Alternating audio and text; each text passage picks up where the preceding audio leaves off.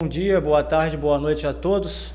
Ari Ribeiro do Direto Notícias e hoje eu converso com a doutora Raíssa Soares, ela que é uma médica incrível aí, ficou conhecida ano passado, foi candidata ao Senado pelo PL da Bahia e a gente vai falar rapidinho sobre o currículo dela e sobre síndrome pós-Covid e sobre utilidade pública aqui. E para você que não conhece ela, vai passar a conhecê-la melhor agora. Doutora Raíssa, começa expondo para a gente um pouco do seu currículo, sua especialização, tempo de trabalho, um pouquinho do seu histórico profissional, para quem não te conhece, e também para quem te conhece e não sabe dos detalhes aí. Boa tarde aí, bom dia para todo mundo, boa noite, né, gente? A hora que as pessoas vão estar assistindo. Obrigada, Ari, pelo convite, né? Parabéns aí pelo seu trabalho no Direto Notícias. Enfim, ouvintes, ó, eu sou natural de Belo Horizonte, trabalhei a maior parte da minha medicina em Belo Horizonte, fiz lá um trabalho sempre do SUS, eu sempre lidei com as áreas de ponta, então eu fiz desde o Programa de Saúde da Família, atendimento e gerenciamento de unidades de urgência, das UPAs. Eu trabalhei 10 anos no Hospital Universitário de Belo Horizonte, chamado Hospital Risoleta Tolentino Neves, onde eu trabalhei com experiência de UTI. Trabalhei nesse hospital por 10 anos. E a minha formação, eu sou graduada pela faculdade, pela UFMG, pela Universidade Federal de Minas Gerais, já estou aí com 29 anos de formada. Eu sou titulada pela Sociedade Brasileira de Clínica Médica, porque hoje o clínico ele é considerado um especialista, e tenho pós-graduação em Medicina de Família, que é aquele médico que cuida da criança ao idoso, o médico de família, em urgência e emergência e terapia intensiva. Trabalhei 10 anos na gestão, eu fui da Prefeitura de Belo Horizonte, eu trabalhei diretamente na gestão de serviços públicos, e estou em Porto Seguro desde 2019 com a família, que a gente veio, na verdade, por uma missão de evangelística. Até. Meu esposo, Geraldo, é um doutor em teologia, tem 12 obras publicadas para Cristo, somos evangélicos. Então, nós viemos a Porto Seguro, onde o Brasil começou para montar uma arena para se pregar o evangelho, para se falar do evangelho, e eu vim como médica. E hoje a gente tem são 5 filhos ao todo, 3 filhos estão aqui, 2 filhos em Belo Horizonte. E aí veio então a pandemia, quando eu comecei a fazer o enfrentamento do vírus e tentativa de tratamento, isso acabou ganhando uma grande discussão, e a notoriedade maior veio quando eu faço um pedido para o então presidente Bolsonaro de medicações que a gente estava tendo aqui, porque os empresários da cidade patrocinavam e forneciam recursos para a gente manipular a medicação para dar para as pessoas, e a gente já estava vendo que era possível tratar a doença. Quando começaram a vir outras pessoas de Porto Seguro, nas regiões próximas da cidade, aqui para Porto Seguro, é que a gente resolvi fazer um pedido no vento, assim, tentando que isso chegasse ao presidente, e o presidente Bolsonaro me respondeu em 24 horas, fez uma ligação pessoal. Então, o meu nome, do que era uma tentativa que eu estava ajudando só na região, localmente de Porto Seguro, eu acabo ganhando uma visibilidade nacional. E aí eu fui vendo que realmente o que eu fazia aqui em Porto Seguro com um grupo de médicos, outros médicos também faziam ao redor do país, e nós nos demos as mãos. Essa corrente do bem aí de médicos que estavam enfrentando a doença, que fomos para cima com as tentativas de tratar e segurar a inflamação da doença, foi dando certo. A gente trocou muita experiência de uma forma muito rápida. Foi quando eu descobri novos médicos do país inteiro que estavam fazendo a mesma coisa, e nós nos demos as mãos e tivemos a oportunidade de ter um crescimento de conhecimento muito rápido. A gente fez uma curva de aprendizagem da doença muito rápida por troca de experiências, leitura dos artigos que estavam sendo publicados. Então, isso acabou trazendo uma série de nomes a nível nacional que se tornaram uma referência do assunto. Então, doutor Zeballos em São Paulo, doutor Guilherme no Rio de Janeiro, doutora Luciana Cruz também em São Paulo, médicos de Goiânia, os médicos pela vida, que também fizeram sempre, hoje se mantém como uma entidade em um corpo importante, doutor José Nassi, doutora Maria Emília Gadelha, doutora Mayra Pinheiro, doutora Roberta Lacerda, assim, nomes assim, no estado todo, no país inteiro, em vários estados, nomes que também levantaram essa bandeira, e a gente trocava muita experiência. Nós tivemos uma ajuda mútua num curto espaço de tempo aí, que foi o período da pandemia, e a gente continuou nessa luta, né? Então, aí veio a campanha política, o presidente Bolsonaro me pede para sair ao Senado, não era um projeto pessoal meu, nunca tive intenção política, mas ele não tinha candidato para montar a majoritária, chapa de governo, Senado, junto dele na Bahia, porque então candidato era a CM Neto, e ele não queria dar apoio declarado a Bolsonaro. Então, montou-se essa majoritária, e aí eu tive 1.057.085 votos na Bahia, que eu sou sempre muito agradecida. Eu ia justamente perguntar como foi esse negócio de entrar na política. Aí você acabou explicando antes de eu perguntar, foi ótimo isso. E como você imaginava ter essa quantidade de votos, mais de 1 milhão de votos aí na Bahia? Primeira vez assim? Na verdade, foi o elemento surpresa, né? A gente, na verdade, toda a trajetória, a corrida pela Bahia, ela foi assim, eu não tive com prefeituras, eu não tive com vereadores, eu tive com pessoas.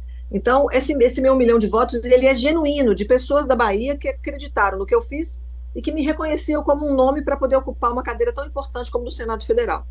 Então, por isso que eles chamam, né, o pessoal da política fala que são votos orgânicos, e essa votação Sim. de pessoas que olharam para a pessoa e enxergaram essa capacidade de representar, por exemplo, uma Câmara do Senado. Então, hoje, eu continuo em Porto Seguro, continuo atendendo, trabalhando na cidade, atendendo pessoas. Paguei um preço, né, por ter me colocado à disposição do pleito político, várias portas de hospitais fecharam de oportunidade de trabalho, em função da Bahia ser um estado realmente governado pela esquerda, mas eu não paro, eu não desisto, eu continuo ajudando, as pessoas que eu posso, eu sempre ajudo gratuitamente.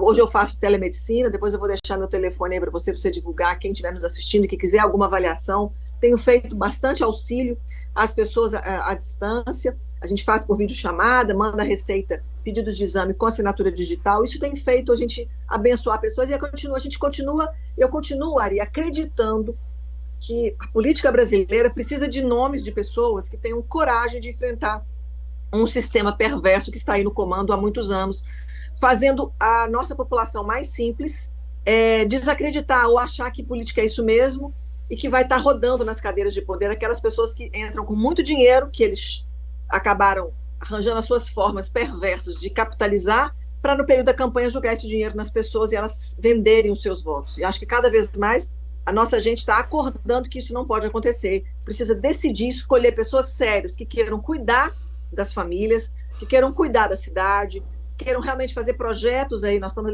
chegando em 24, para projetos, inclusive, de desenvolvimento da cidade. Nós temos várias cidades da Bahia, por exemplo, que eu tenho menos de 10 mil habitantes, são inúmeras cidades, e as cidades que não se desenvolvem, e quem chega ali fica no poder só tem um emprego da prefeitura, o resto tem que sair.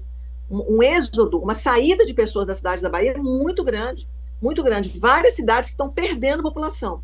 Isso em todo o estado. Então, não acredito que deva acontecer isso no Espírito Santo, nos outros estados, mas a Bahia especificamente é trágico, porque a gente tem baiano pelo país afora. Porque as pessoas crescem, entendem que aqui não vai ter oportunidade, deixa as famílias e tem que sair do estado para poder ter um pouco de dignidade, um pouco de oportunidade de trabalho. Então, esse movimento a gente tem que fazer ao contrário, de valorizar o estado.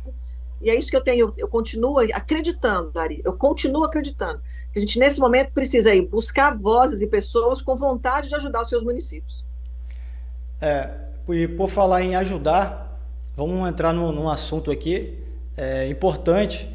Tem muita gente que chega para mim na rua hoje e fala: Ari, eu não sou mais o mesmo depois que eu peguei Covid. E aí, qual que é a questão? Eu já ouvi falar de terapia pulmonar, não sei como se faz isso, quem faz, por quê, quanto, não faço ideia.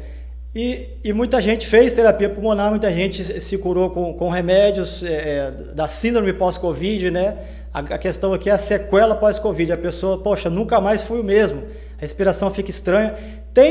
Tem algum medicamento que pode deixar a pessoa voltar ao normal, pode curar essa síndrome pós-Covid, as sequelas do Covid?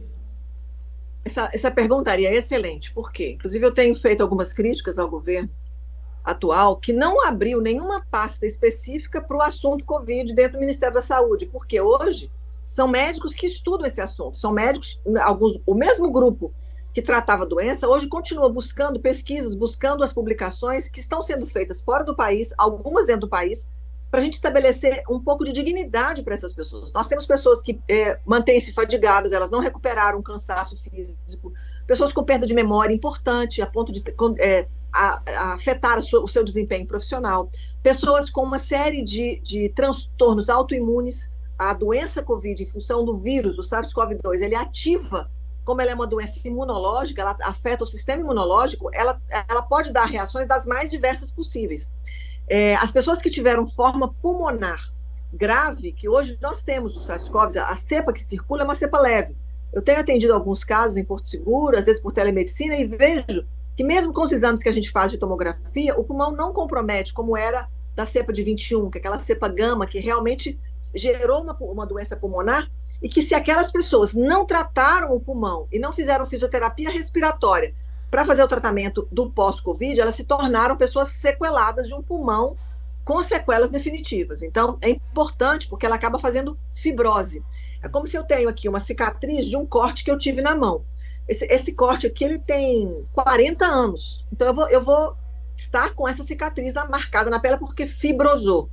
Então, eu já atendi alguns casos de pessoas que tiveram fibrose pulmonar, por conta de sequelas de um pulmão não tratado. Então, o que a medicina tem hoje? E aí eu acho que é importante que todos saibam. Não existe nenhum tratamento específico para o pós-Covid, porque tem que ser individualizado. Então, vale a pena uma avaliação médica, um atendimento para o médico conhecer o seu problema, conhecer suas queixas, enxergar você do ponto de vista laboratorial, do ponto de vista de imagem, como é que está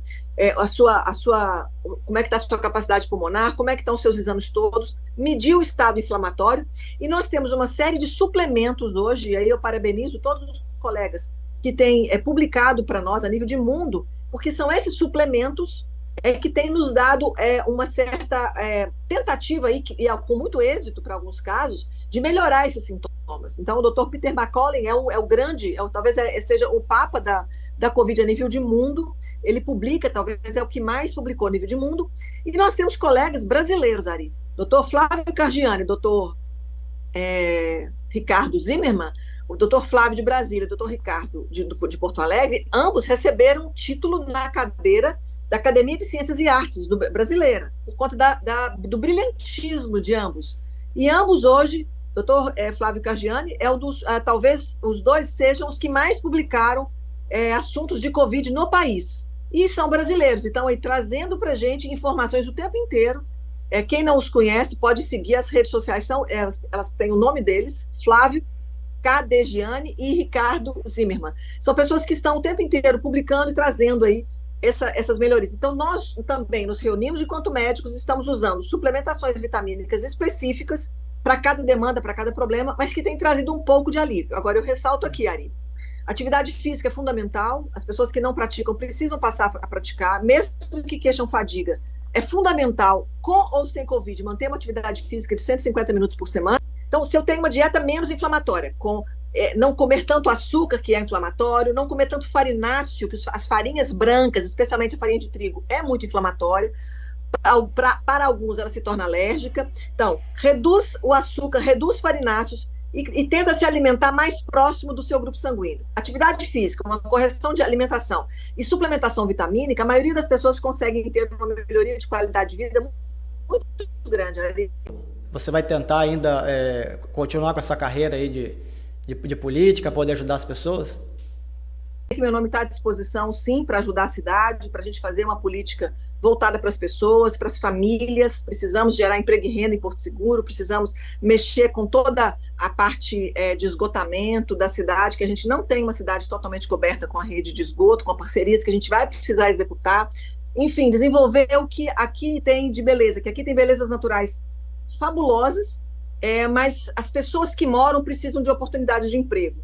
Então, nós precisamos, além do turismo, criar possibilidades de trabalho, porque essa região, por exemplo, tem a fruticultura como algo importante. Na proximidade aqui do extremo sul, nós temos várias áreas úmidas e que tem a fruticultura, inclusive com algumas regiões que exportam mamão, exportam melão. Então, a gente precisa valorizar o que a terra tem. Porto Seguro é uma cidade complexa, com os distritos de Arraial, Trancoso e Caraíva, e esses 3 distritos pertencem ao município de Porto Seguro, precisam de olhares específicos, porque ali, por exemplo, em Trancoso, a gente tem as áreas muito nobres, com condomínios de 5 e 6 estrelas, e tem áreas muito carentes de pessoas que passam dificuldade. Então, esses extremos de sociedade precisam ser olhados com um olhar público. Caraíva hoje se tornou um paraíso para muitos turistas socialmente diferenciados, por ser algo de pé no chão, de algo bem, mas precisa de algo rústico, né? Mas precisa de um olhar para fazer esse turismo ele ser valorizado. Enfim, Porto Seguro precisa e merece ter gestões que vão olhar para as pessoas que moram. O turismo é importante, mas os moradores precisam ser mais valorizados nessa futura gestão aí que está para chegar. Em relação à política, Ari, o que eu penso é que nós, inclusive, eu preciso pegar os meus 1.057.085 votos na Bahia, pela credibilidade que a Bahia me concedeu, e ajudar a eleger outros prefeitos e outros vereadores em outras cidades. Eu já tenho feito isso, tenho rodado Vitória da Conquista, Itamaraju, Prado, Teixeira de Freitas, vou estar no final de novembro agora em Luiz Eduardo Magalhães, vai ter um congresso conservador, buscando as pessoas que querem o meu apoio, que acreditam realmente, inclusive do meu potencial de transferência de votos. Já tiveram várias pesquisas que demonstram que aquele candidato que eu indicar ou apoiar, ele vai ter a boa aceitação da população.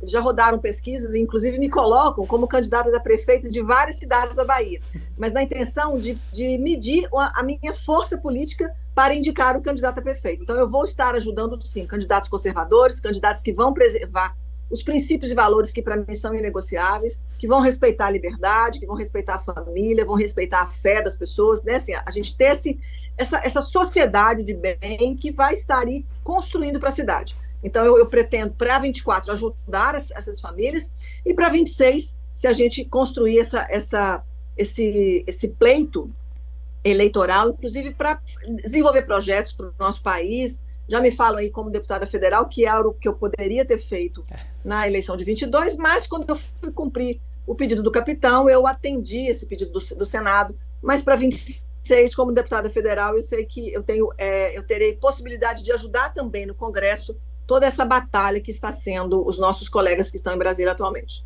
Doutora, o Brasil agradece, né? Você acaba sendo fonte de inspiração para muitos profissionais da sua área e para muita gente que não gosta de se envolver com política, né? Muita gente coloca na cabeça que política é coisa de ladrão, mas aí a pessoa esquece, a pessoa abre a Bíblia e não entende que a Bíblia está repleta de política, que Davi era um político honesto, Moisés era um político honesto, José era um governador honesto. As pessoas esquecem, né, dos nossos antepassados. E eu agradeço muito, agradeço imensamente, foi um prazer entrevistá-la aqui. E eu espero poder estar interagindo em outros momentos com você. E espero poder ajudar também, nos anos pares aí, ajudar, de todas as formas, ajudar você e outros candidatos conservadores, outras pessoas de bem a ingressar na política, a tomar os espaços. Porque se a gente ficar em casa de braços cruzados, a coisa só piora e a gente acaba sendo governado pelos maus, assim como a gente vê dentro da Bíblia ali, né? A parábola do espinheiro, a parábola das árvores que procuravam o rei, explica perfeitamente o que eu estou dizendo aqui. Tem gente que lê a Bíblia e não entende. A Bíblia está repleta de política e de pessoas honestas dentro da política, né? Da antiguidade. Então, doutora, eu agradeço 1000 vezes aí, foi uma honra conversar contigo e desejo sucesso na sua caminhada. Eu vou estar expondo o seu número aqui de telemedicina, eu tenho certeza que você vai ser muito procurada aí. Doutora Priscila Rabelo é do Espírito Santo, então a Priscila, inclusive, foi um grande nome, uma ginecologista que vocês têm aí no estado. Priscila, o meu abraço para você, parabéns aí por toda a sua luta também, pelas ajudas. Priscila sempre me ajudava com as minhas gestantes, com o Covid que eu atendia aqui, que os médicos não sabiam o que fazer, eu ligava, Priscila, o que eu faço? Está assim, está assado? Não, faz isso, faz aquilo. E ela se debruçou em fazer treinamentos todo domingo online, aberto, gratuito, para os colegas médicos, e ela falava insistentemente em como lidar com a doença, como tratar a doença. Então, Priscila, parabéns aí pela sua luta, um beijo grande no seu coração, viu? E aí, Ari, uma coisa que eu queria deixar para você, uma sugestão de um exemplo de prefeitura para mim, que é o Dr. Cássio Prado, prefeito da cidade de Porto Feliz, São Paulo. Eu vou tentar contactar para ele, passar o seu contato. Ele é uma pessoa que me inspira como médico, que fez um governo de prefeitura de Porto Feliz de tamanha excelência, que ele foi reeleito em 2020 com 92% dos votos. Tamanha gestão técnica de competência, sério, honesto, e que dedicou ali a vida para melhorar a cidade. Então, o doutor Cássio Prado, para mim, é um exemplo. Eu quero visitá-lo novamente nesse final de gestão dele, porque é um professor da área de gestão pública e de fazer teve o reconhecimento da sua população na sua reeleição com 92% de votos, fazendo aquilo que a gente sempre pensa, ou seja, dinheiro público bem aplicado, máquina pública enxuta, atraindo grandes empresas para a sua região. Cássio Prado aí meu abraço, novamente parabéns, eu acho ele um exemplo de gestão pública honesta, séria e voltada para as pessoas. Tá, eu vou querer o contato da Priscila também, com toda certeza vou conversar com ela. Vamos ficando por aqui. Um grande Bom. abraço a todos e fiquem com Deus.